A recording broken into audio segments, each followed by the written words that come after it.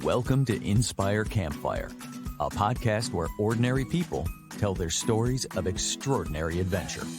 These are campfire stories meant to inspire the rest of us to light the fire within, get outside, follow our dreams, and return to tell our own stories. Ready? Let's strike the match.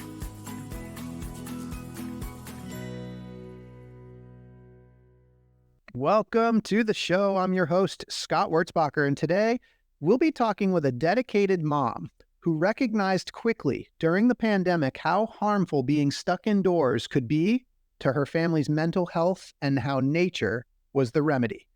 Lauren with At Your Adventures from Eugene, Oregon is with us. She is a wife and mom to 4 boys that her husband and her had over a 6-year period. In 2020, when COVID hit, she knew right away that her family needed to do something extreme to survive. So they bought a travel trailer and they hitched it to their Ford F-150. And then they hit the road. A few years later, she's able to look back at the places they've been together and the memories that they've created. Lauren believes in the healing power of the outdoors, and she's here to share her family story with us today. Lauren, welcome to the campfire. Thank you so much for having me. It's a pleasure to be here. Yeah, man, I am so excited to share this story. You guys have taken a number of epic trips to places that are on my bucket list, and I can't wait to share some of those and learn from you today. I know that after we talk, I'm going to be probably making some plans of my own. But Lauren, you've been an active outdoor family your whole life, but the pandemic hit. And you had this like early recognition that you could not just stay inside. The stay-at-home orders weren't going to work for you guys. And you had to get outdoors. Can we just jump right in and tell us what happened with you guys? So in 2020, we bought a trailer. Neither of us had towing experience at all. My husband grew up on a farm. So, he had some equipment, driving stuff, but like nothing like what it would take to tow a trailer across country. But since my husband's job and the boys' school was all remote and planned to stay remote into 2021, we realized we had a golden opportunity because my husband's job, he's like, how remote is remote? Because I can go remote. And they're like, as long as you have internet signal, we don't care where you are right now. The furthest we had ever driven just in a minivan was to Western Colorado. So we planned this epic road trip and we just set off across the country with our little 21-foot trailer, which is not very big for 6 people. We hit all 48 of the continental states over a combined total of about 5 months. We would come home long enough for me to work at the hospital and get my hours in, and then we would hit the road again. Man, it's amazing. All 48 states in 5 months. Yes. Yeah. Oh, man. And then I also, so you said a 21-foot trailer, and we had fun talking about this beforehand, but, an F-150 pulling this 21-foot trailer, did it do the job? It was a little struggle in a few places. We were going through the Tetons, and I was watching the temperature rise up on the transmission. So a little trick for that is you turn on your heat. And so it'll blow heat out and it'll suck that heat off of your engine and then roast you all inside the cab. So it's like windows down with them trying to point out. That was real fun. And then we had that happen again. We were in Colorado. We got stuck on the interstate for a car accident. And it was like 90 degrees. And the transmission, again, on this big hill going through the Rocky Mountains, started overheating. But we were only able to go like 10 miles an hour. So it was hot. We had no way to cool us off.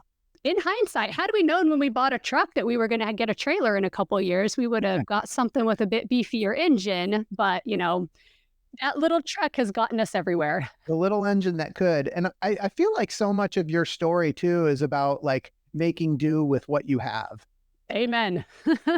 Yeah. Amen. We're not a wealthy family. We make do and we save up for stuff. And it's still working. Like I haven't had air conditioning in my minivan for 3 years, which, in Oregon's not that big of a deal. We get maybe 2 months of the year where it's really annoying, but, you'll use it up and make it work until it completely wears out. Yeah. So using what you have, I want to come back to that. You're from Eugene, Oregon, beautiful place. Tell us a little bit about like just your experience in nature and kind of where you all, like before you kind of went and did this epic trip, talk a little bit about like your sort of adventuring experience leading up to 2020. Well, I'm a biased, of course, but I think Oregon is one of the best places for outdoor adventures. We live an hour from the coast. We are 2 hours from the Cascade Mountain Range. There's big peaks there, alpine lakes. We have the high desert area of Eastern Oregon. There's canyons over there, not like Grand Canyon canyons, but there's beautiful canyons over on the eastern side of the state. You've got a lot of hidden gems in the eastern side of the state because most people, when they come, they're just visiting the western side. But you've got the Steens Mountains. There's hot springs out there. It's gorgeous, and we love camping and hiking in Oregon. You've got 4 boys that came along all within a span of 6 years. You know, what was it like trying to adventure while raising them? Um, I think people saw us pull into the campground and were like, oh no, because it's a lot of little kids. So we had a big 10-man Coleman tent that we had gotten from Walmart, and it was big enough that we could put a pack and play in there. So we would pull out our pack and play. We would have one kid like strapped down into a little portable high chair so that they couldn't run off. It was a lot of work, but honestly, like, I'm so glad we did it. It was so fun. The memories we had really outweighs the trials of getting them out there, even in times where it's Oregon, it rains a lot. And we had multiple camp trips. So we're like, nope, too rainy, or, oh, this tent is getting old, it's flooded. We pack up and go home and adventure on another day. Mostly car camping leading up to 2020? Yeah. Yep, we didn't have any trailers or anything, car camping. And then once we got our truck, which we got that in 2018 or something, we would just camp in our truck. We would sleep. Some of us would sleep in the bed of the truck. And I have pictures of one kid laid across the bench seat, one kid laid across the floor below the bench seat, and another kid on the front bench seat.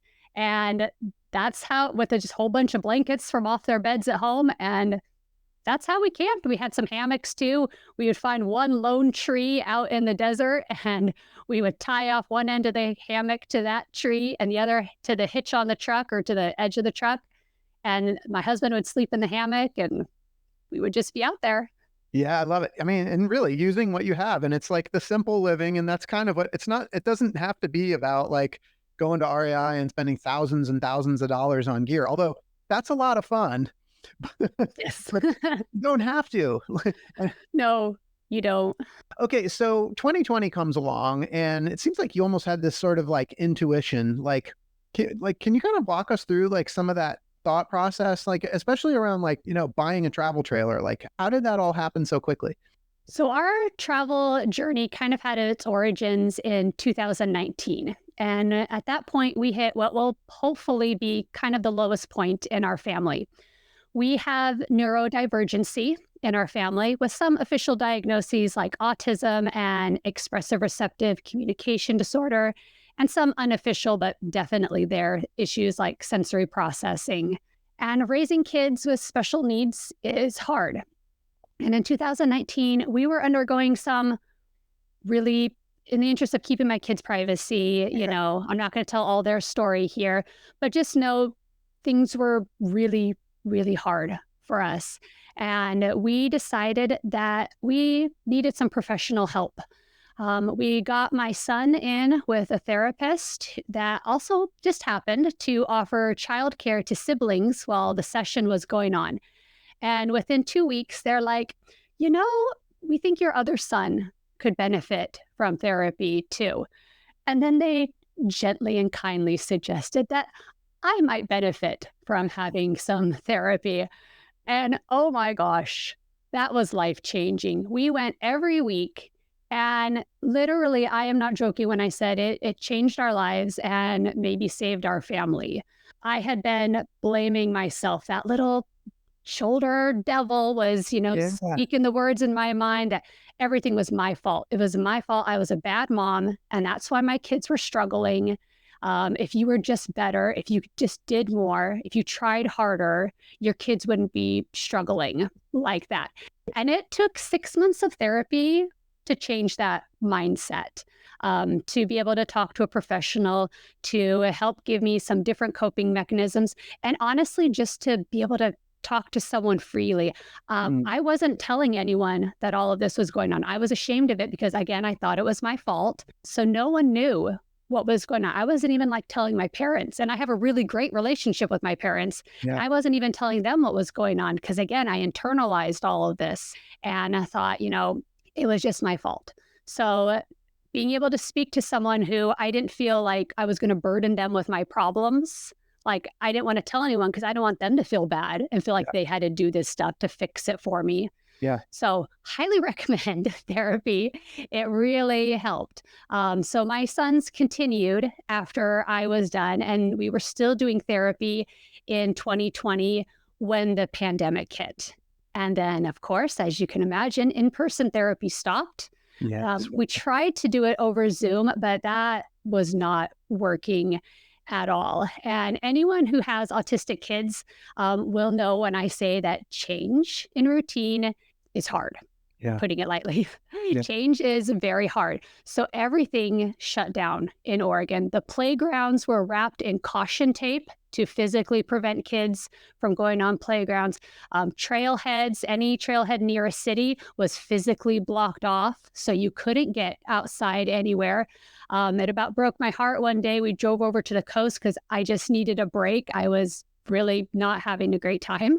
And they had barricades for all of the pullouts along the coast because they didn't want people coming over. And, I see that. I get it. I understand why they did that. I'm not saying that was wrong or anything. But for me, like, it just was pushing me even further down into this, like, not great mental headspace. Yeah. So we gathered up all of our camping gear and we threw it in our truck and we drove over to Central Oregon, where there's lots of dispersed camping areas where you can just drive out on a Forest Service road and you're allowed to camp out there. Following the practices of leave no trace, we had our own toilet with us. We brought in our own water. So, we were able to survive on our own out there. And in a 2.5-month period, we spent 30 days out in just the wilds of Central Oregon, not another person in sight. And we would hike out there. And I got this idea. It's like, it'd be really cool if we could hike 100 miles this year. And I found as we fully immersed ourselves in nature and exploring new places, we were growing closer together as a family. For years, we had spent so much time apart between school and jobs. And looking back on it now, the pandemic actually gave us a wonderful gift of a 1.5 years of being together 24/7. And especially for my boys with their dad. I just work part-time, so I am home the majority of the week. But, their dad had a regular 9-to-5 job. And so he was gone so much from their lives. And then as we grew in our hiking skills, I watched my boys get stronger and more confident in their abilities. And the behavior issues that we had were beginning to lessen. We had this family motto of we can do hard things. Yeah. And that translated into so much more than hiking. And I fully believe that being out in nature almost consistently for 2020 and 2021 changed our lives for the better. Hey everyone, it's Scott here. Did you know that the members of my real estate team, W Realty Group, are listening to their own voices that call to adventure by setting big goals? Some of those goals include planning trips to Bali and the Kingdom of Bhutan, buying investment homes, and running the Chicago Marathon. At W Realty Group, we support and encourage these big goals and want to help turn them into reality. We're currently looking to add new members to the team. If you know a great real estate agent in the Charlotte, North Carolina area that would benefit from being part of our team, please send a text, an email, or give me a call. And know that when you support W Realty Group, you're also supporting this podcast. Thanks for listening. This story is it's brilliant. It really is. I mean, it's so interesting. I have so many different questions, and I really appreciate all the sharing about 2019 and then rolling into 2020. It seems like the way you described it, that the pandemic was really a gift to your family.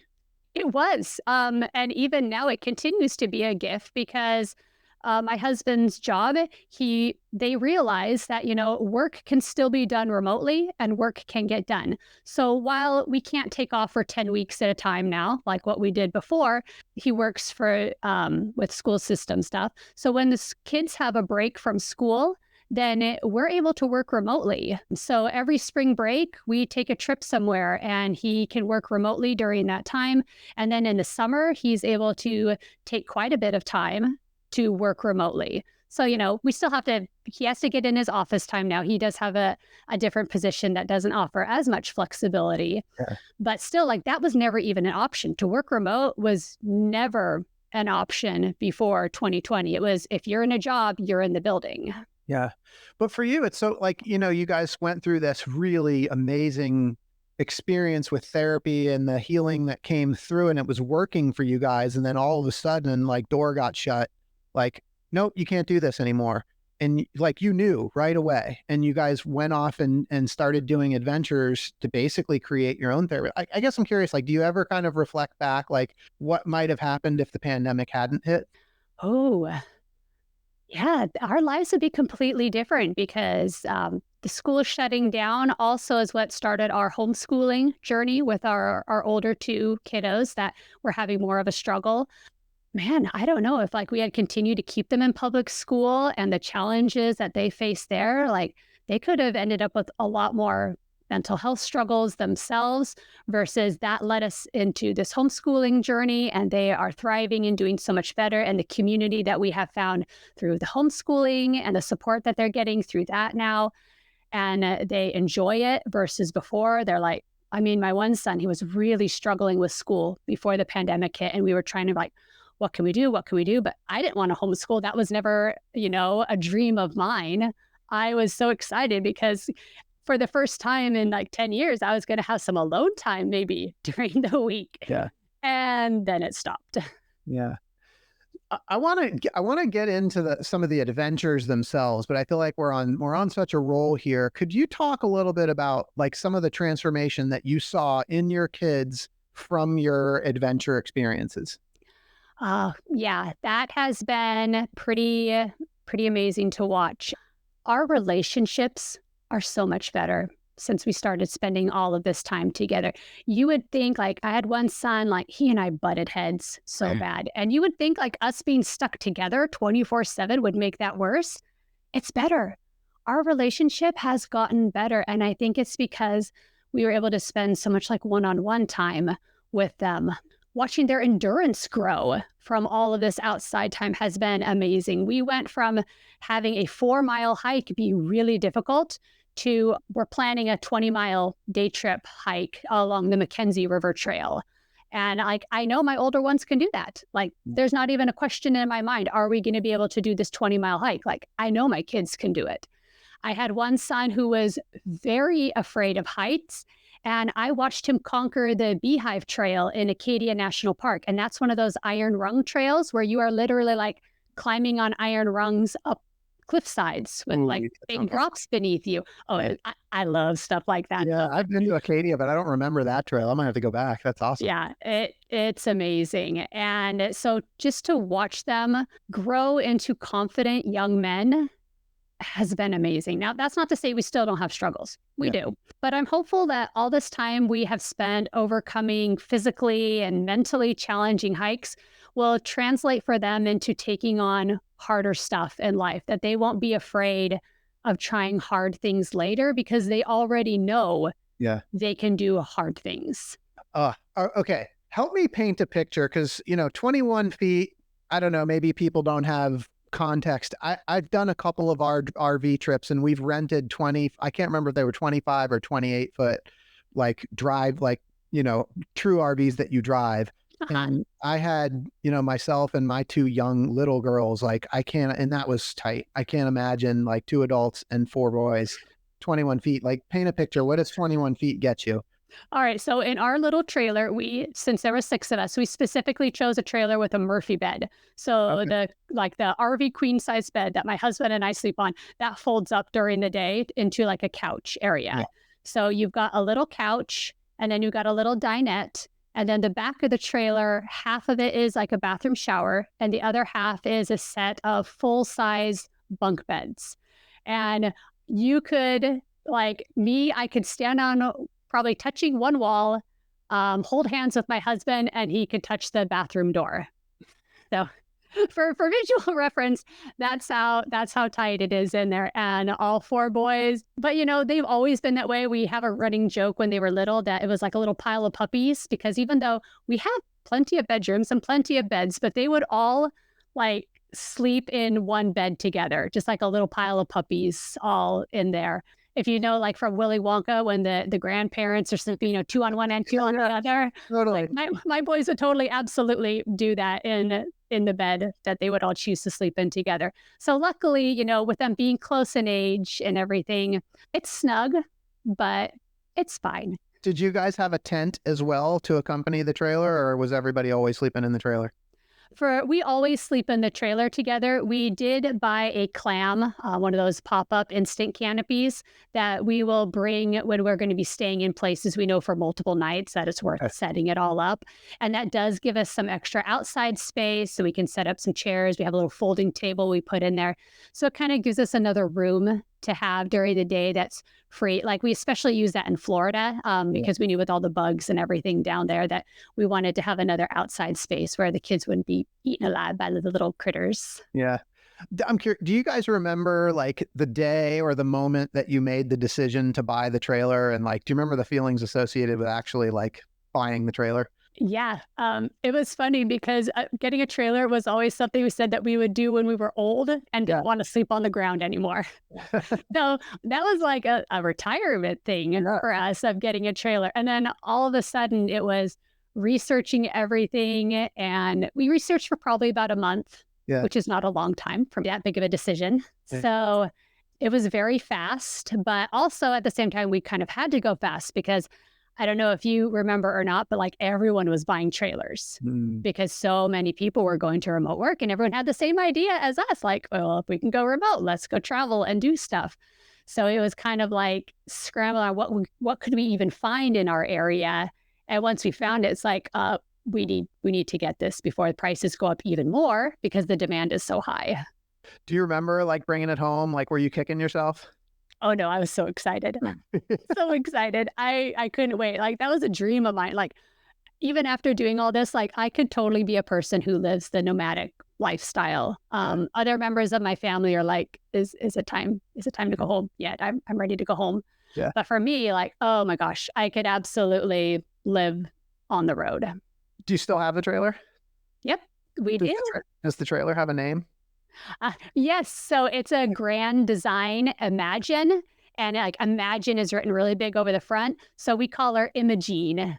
Imogene. Awesome. Yeah. Okay. So we've got Imogene that we haul behind us. Love it. Imogene from Eugene. Yep. Yeah, I love that. Okay. So take us on the journey. What, like 5 months, all 48 states, what were some of the highlights? We get asked this question all the time, like, what were your favorite places? And it's so hard to answer because there's so many. So some highlights probably would be, so we visited all the not all, but we visited a good chunk of the national parks. That was like the background and basis for our trip.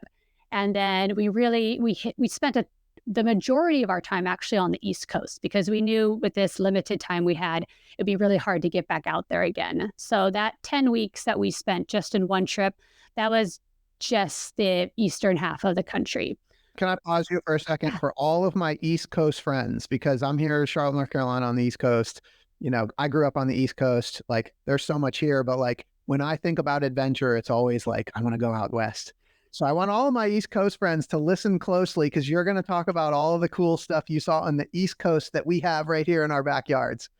Yes.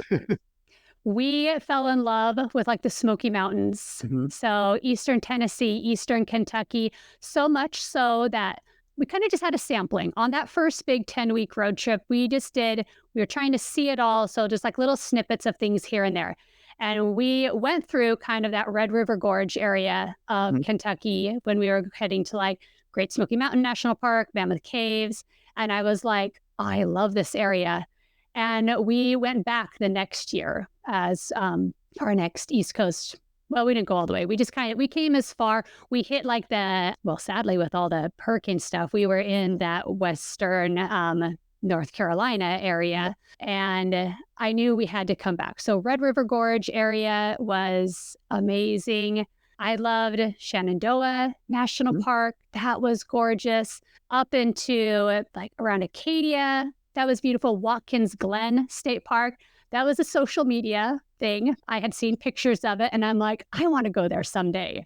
And so I made sure when we planned the trip. Luckily, my husband is a go with the flow kind of guy. He's the youngest in a very large family. So he's had to go with other people's agendas his whole life. So he goes along with my agendas and is amazing. So we saw Watkins Glen State Park. We loved seeing all of the history with our own homeschooling program. We had been studying the American Revolution. Okay. So going around and seeing all these places that we had been learning about was amazing. One of my cherished memories. So they loved all the music from Hamilton, of course. Who doesn't? Yeah. So we were driving through the Yorktown, like battle site areas, blasting Battle of Yorktown soundtrack. And I'm like, this is where it happened. I love it. That's awesome. And it was just so cool to like bring this history to life, to see all of this stuff in person. Yeah. Oh my gosh. I just want to go back. I want to travel more. There's still so much more. My travel list has done nothing but get longer since we started traveling, because you drive by an area and it's like, I didn't even know that was there. Like Oklahoma. Like I found out later, there's all this stuff in Oklahoma. Like I had no idea. We just drove through Oklahoma. Like I didn't see any of this stuff. Yeah. There's so much, and I want to go back. When we spoke the first time, you talked about driving from Florida up to Maine. Like, tell us about some of the highlights along that road. Well, Florida itself was amazing for my poor little Pacific Northwest boys, who I don't even let them go swimming in the ocean because it's relatively dangerous. Just being in warm water and like having dolphins swim by us, seeing sea turtles. That was amazing. So we drove all the way down to Key West. Like we literally did that entire eastern seaboard. That's about as far as you can get from Oregon to Key West. That's about as far as you can get. Yeah. Yep.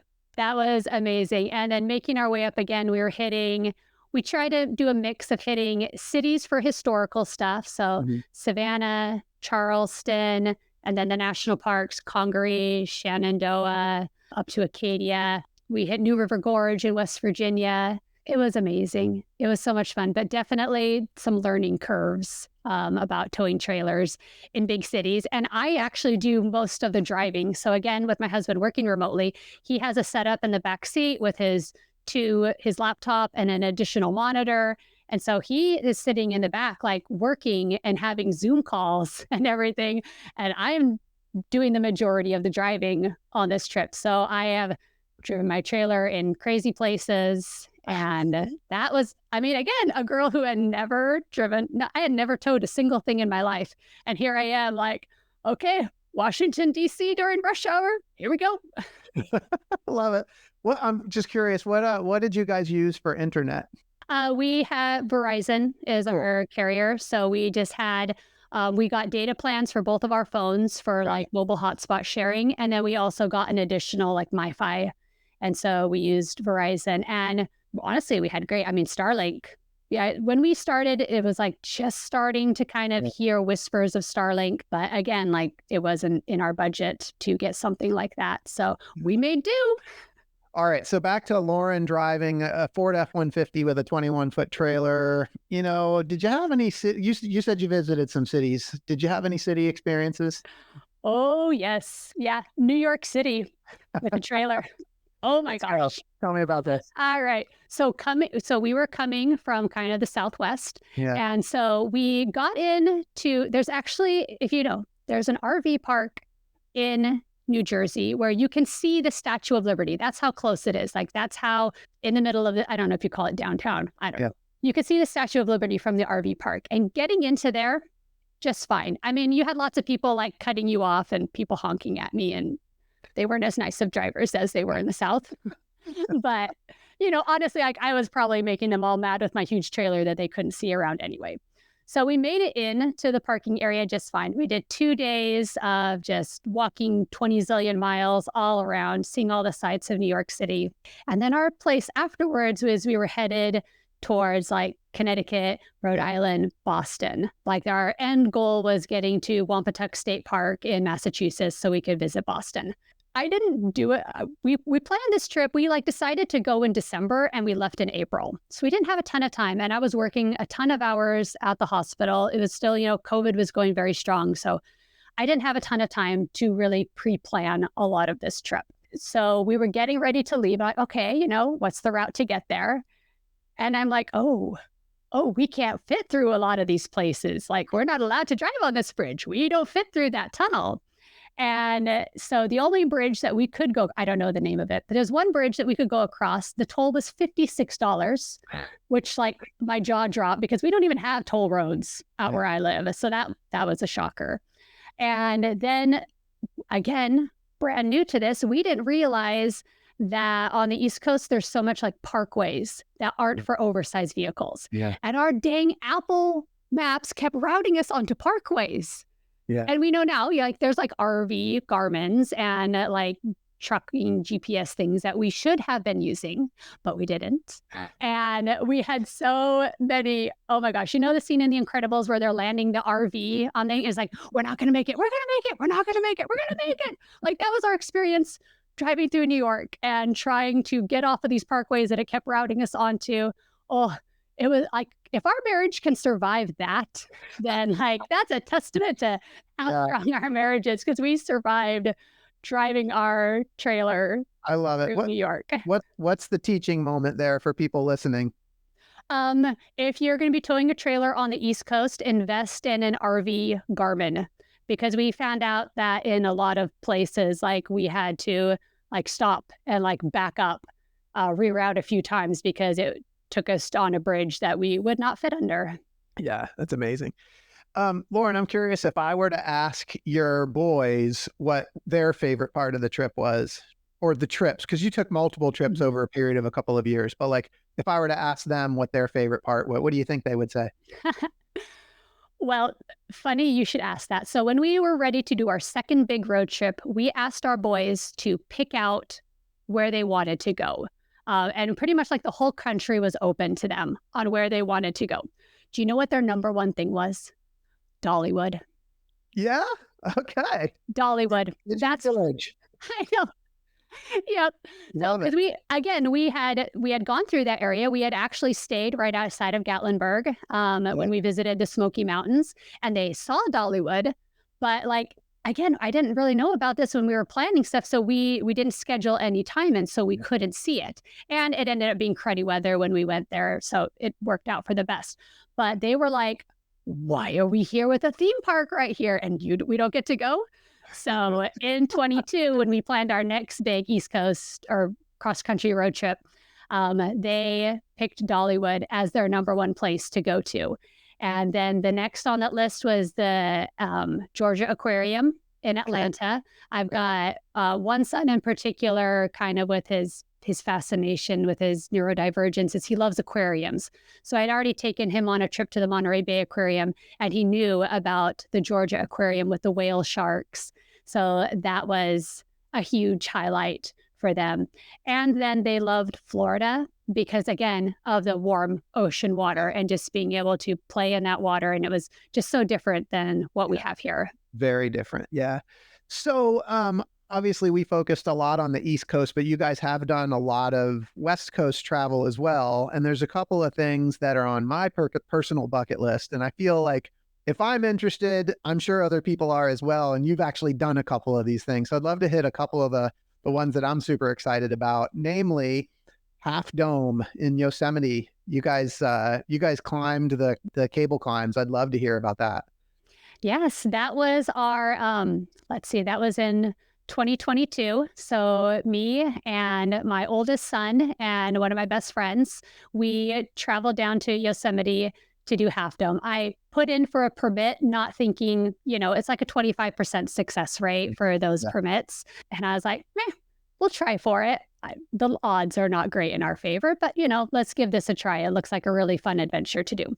And we got it on our first try, which makes us extra lucky. Yes, Yeah. very much so.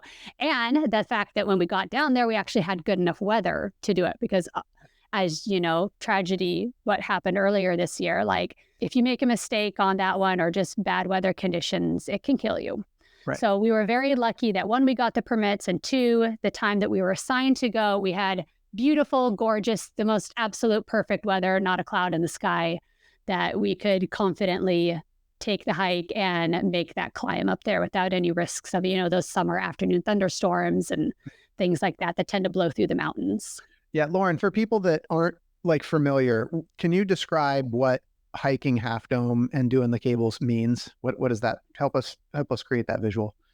So it is a bucket list hike for many people. Me. Yeah. It was for me too, though I didn't know this before I started all this stuff. I didn't know that that was on my bucket list. But then as I found out all these areas, it's like, oh, I want to do that. I want to do that. Social media is terrible for my to-do list because it just gets bigger because I see all the other people doing stuff. It's amazing because it's in such a beautiful area. Those views from the top are unlike views I have seen anywhere else. You're just surrounded by all of those beautiful mountains. And we have a lot of sharp mountains here in the Cascade Range because they're younger, all of like the dormant volcano stuff we have here. But down there in Yosemite with those Eastern Sierras, they're more rounded and there's more of them. It's like the whole area, as far as I could see, were these beautiful gray kind of rounded cliffs, and you got the blue sky, then you've got all the beautiful evergreen trees that are down below you, these pockets, these valleys below you, the water. It is stunning. I have not come across, even though I've done more hiking in the Eastern Sierras, I have yet to see a view that was as stunning as from the top of Half Dome. So what does it take to get there? How do you get to the top of Half Dome? So it is a long hike. There are options to get backcountry camping permits. And honestly, if I were to do it again, that's the only way I would do it. Because without it, it was about 18 miles for us from where we had to park. And then it's like 5,000 feet of elevation gain.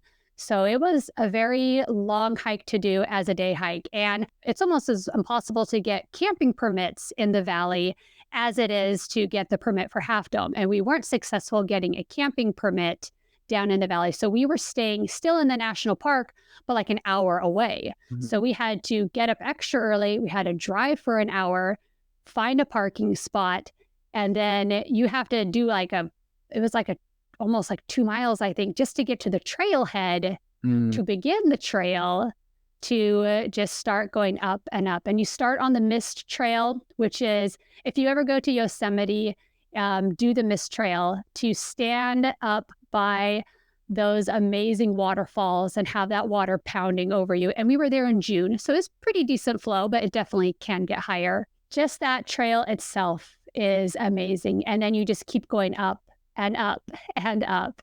And it's not a nice trail either. It is a very rocky trail. So you want to have things like really good shoes, good support. I had trekking poles, which I was very thankful for, because it is not an easy stroll. It is up and up and up. And then there's a section called the Subdome, which is right beneath Half Dome. And that's where the ranger's at to check your permit to make sure you have it. There are ways to piggyback off of permits. You get a lot of people who can't go at the last minute. We were actually supposed to go with a fourth person and they weren't able to go. So there's a group of people waiting at the Subdome for people like me that maybe had an extra spot on their permits. Oh, wow. And so we were able to give one of our spots to one of these people that were waiting. So that is a way. It's a gamble, but it is a way to piggyback on someone else's permit, because it's not by name. It's just, I have 4 permits, so 4 people can go on this, as long as the trip leader is there. Your trip leader has to be there, show ID, things like that. And then it is the essentially stairs going up the Half Dome, and that has gorgeous views. And then you kind of come downhill of the Half Dome and the cables are in front of you. And that's when you like look up and up and up, and it's like, that's what I'm going up. It is like, in some places, it's probably like get the camera there. It's probably in some places about an angle like that Yeah. And they've got these wooden slats that aren't like in like a stepping, like step from one wooden slat to the next. It's some of there may be like 4 or 5 feet in between the wooden slats. So you kind of, you get on one and you get yourself ready. And then you kind of take like a couple big steps holding on to the chains and you get up to the next slot. And then it's like, okay, all right, take a breath. All right. And then you wait for 20 zillion people to go past you because everyone's trying to go up and down on the same little, I mean, there's about as much space for like two people shoulder to shoulder to pass each other Yeah. on the cables.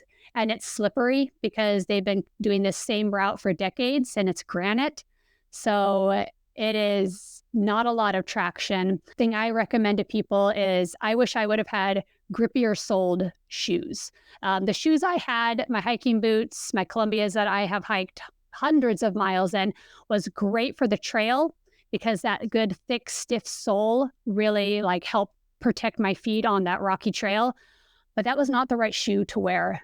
As I realized coming down, going up was not a problem. I had no issues going up at all. It was fine. But coming down was the scariest thing I have ever done in my life because I felt like, and my feet were slipping as I was coming down. And I just remember thinking like, everyone's going to be so mad at me if I fall and die on this. Yeah. My mom will be so mad. Yeah. Did you have to wear gloves? Did you have like the death grip on the I did. cable? Yeah. Yep. I had gardening gloves. So like brand new rubber sole gardening gloves. And so I wasn't going to actually, I guess I shouldn't say that because people have, and I'm sure they probably had the same, like, I've got a good grip. I'm not going to fall. Yeah. So it's definitely not something to be undertaken lightly. And it took me a long time to get down because my legs started shaking. And so it took me, my friend and my son went down before me because, my son being the fearless, he was 13 at the time, and him being the fearless child that he is, he was like, I'm down. It's all good. I'll just wait for you at the bottom, Mom. And it took me a lot longer to get down because, I was so scared. Yeah, but you did it. You did it. I did. That's it's an 18-mile climb. I mean, the thing takes all day. You start first thing in the morning. The cables occupy how much time? It was probably 15 minutes getting up, and then I actually had to lay down because I felt like I was going to throw up when I got up to the top, just like the adrenaline of it. And I was tired. It's not like I hiked, 9 miles with 5,000 feet of elevation gain in my everyday life. Like I'm in shape, but I'm not that in shape. So I got up to the top and I'm just like, I just had to lay down. And it was the hottest point of the day when we got up there too. So it was hot and I just had to lay there for a while just to stop like the shakiness because I knew I shouldn't go down the cables if I was feeling shaky. So For sure. yeah, It's interesting. I've read that the biggest issue with that climb is fear of falling. And I noted that when they say that, it's not falling, it's fear of falling. I'm just curious from somebody that's actually done it. Yeah, it was definitely a mental game to get through that. But, again, the other part of it is like, well, what am I going to do? I'm going to sit up here? Like, I have no choice but to get down. So put on your big girl pants. And anyone watching me is probably thinking, oh my gosh, is she going to make it down? Because it's like literally like at each slat, I would have to like stop and rest for a little while to like get the shaky legs under control. And, looking back on it now, I'm like, honestly, it probably wasn't. It was much more of a big deal in my head in the moment because I had all that fear running through me in the moment. Yeah. How proud of himself was your son? It was amazing. He actually had people clapping for him because he was the only kid that we saw that day. So it was like when he came down and when he was going up too, like so many people like, that's so awesome that you're out doing this. You're such an amazing kid. And so that was great to see him do that. And, the boundless energy of youth, we were, approaching that last 2 miles back to the truck and he was running down the trail. Yeah. I'm like, really? I am dying. I've had my second dose of ibuprofen. Having come down from Half Dome, I'd probably be like, feeling this relief, like, all right, let's go. Now I can do anything. Yeah. All right. One more, because it's on my list, and I love this Angel's Landing in Zion. You got to do that one too. Tell me about that one. Yes, I did that one in 2021, and I did it as a solo hike. So everyone up there like had partners or someone to be with, and then they're like, oh, you want me to take a picture of you and your friend? And I'm like, oh, I'm actually not with them. Like, we were just happening to be climbing up at the same time. So it was definitely you know what, let's see what I can do. I did that before Half Dome. So this is kind of the big, like, I've never done anything like this before. Let's see what I'm made of here. And this was right before they had started the permit system. So I didn't have to worry about any of that. It was kind of like we got there to the area and I'm like, I want to do this. I think I can do this. And so we got up really early. My husband and sons dropped me off at the trailhead and they hung out at the visitor center while I did this adventure. And it was actually, I had a lot less fear on this one, which is why it probably gave me the confidence thinking I could handle Half Dome without any problems, because I didn't have any fear on that one. It is different from Half Dome because I feel like the rocks weren't as slippery. There was definitely a few sections that felt like there was a lot of sand over the rocks. But in those points, like I have no shame. Like I will get down on my bum and I will scooch myself, through this area versus trying to walk. And versus you can't do something like that on Half Dome. So you can really, if you need to, you can lower your center of gravity and crab walk even down a couple of these areas because there was more sections without chains that surprised me. You see like all like the famous areas on Angel's Landing that people are, holding onto the chains with the little drop offs, but there's quite a few areas that don't have chains. And they're still like, if you slip and go tumbling, you're going to die. You're going to go right off the edge and there's no chains here for you to hold on to. So those were the areas where I left my dignity behind and got down on my rear end and scooched my way forward. Love it. Yeah. Both. Thanks for sharing for both of those, because I will get to both of those at some point, and I love hearing the story, and I hope that listeners enjoyed that as well. I just want to come back to the family piece. Again, kind of where we started. I think that a lot of people might look at you and your family and what you guys did and say, I could never do that. I have, my kids are, unique. They have special needs, or they have, jobs or whatever, like reasons why they can't do that. And I wonder if you could because like what I noticed, like for you, I mean, in 2020, this was like, it almost seems like it wasn't a choice. It's like, we have to do this. And I just wonder like what advice you would have for people that feel like, this is something that they can't do for whatever variety of reasons. Yeah. If you were to like look at us on paper, you wouldn't think that we would be a family that travels. We've got a lot of kids. When we started traveling, our kids were still very young. We have special needs in our family. We are not a wealthy family. But actually, for large families, I think camping is actually one of the cheapest things you can do for vacations. We had so many wonderful trips with Walmart gear shoved into our minivan and strapped to the roof. And like I said earlier, once we got our truck, that opened up some more areas to us, especially the dispersed camping area. And I know not a lot of people live in areas where you can just go out into the middle of nowhere and camp. We are very blessed with that out west to have all of our public lands. But you can cook your own food out there. So it wasn't like anything extra that we had to purchase for food. It was just our normal groceries from home that we would bring with us. And so many activities out in nature are free or they're very low cost, just the cost of a pass. You can get an annual park pass or a state park pass. You have like a Forest Service pass that will let you park at trailheads. And then for Christmas, for birthdays, we would ask for camping gear. Or when we wanted to save up for something nice, one year for the whole year, for everyone's birthdays and for Christmas, we asked our family to give us REI gift cards. Nice. And so we saved up all those REI gift cards to purchase some of the nicer gear that we have grown into now. And then for families with special need kids, this is really going to, have a lot of variety because there's such a huge spectrum of what you can get into with special needs. But for us, the benefits of getting outside, especially, again, where we could just access these dispersed camping areas and didn't have to worry about other people, outweighed the difficulties. We did know our limits. I had one kid who was a runner as a little guy. So we had one summer where I put bells on him so I could more easily. Yep. Yeah. He had bells on him. And we didn't go near any water because I knew that I couldn't trust it. That's just too big of a risk.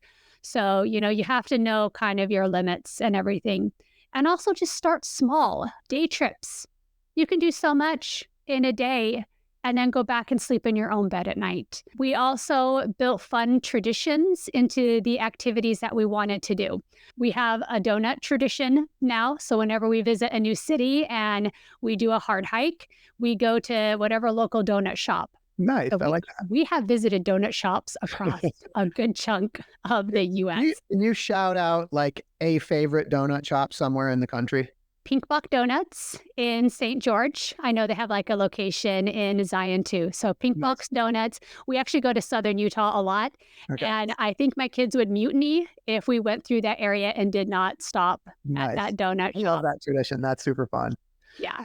So, Lauren, when you kind of reflect back, we're now 2024, we're almost 4 years. I'm curious, like for you personally, what have over the last 4 years, what have you learned about yourself in all of this adventure experience? I think I have learned that nothing is making me happier than being outside in nature with my favorite people. I am now in the stage of life where I have 2 more summers before my sons start leaving. This last summer, we had travel plans every single week of the summer, except for the 3 that I had to go in and get my work hours in. And I see time slipping away too quickly. And I want to cram in as many experiences and adventures before they start leaving and they begin their own adventures. We've kept up the goal of hiking 100 miles a year, and we're closing in on 700 miles. And so now we have a new goal that I hike 1,000 miles with my kids before they leave home. I love it. Yeah. And I just get restless. We live in a valley. And if I have been in the valley too long, I can feel it. I have just that restlessness in me. Now, luckily, I can, drive an hour and be over at the ocean. That's a really great calming place for me. In the summertime, I can easily get up into the mountains pretty quick. But I need a plan for a trip. I always have to have something planned to look forward to, especially in the spring, because Oregon has such gray winters. I need a spring break trip to somewhere. We've done Southern Utah, Arizona. We did Palm Springs this last year.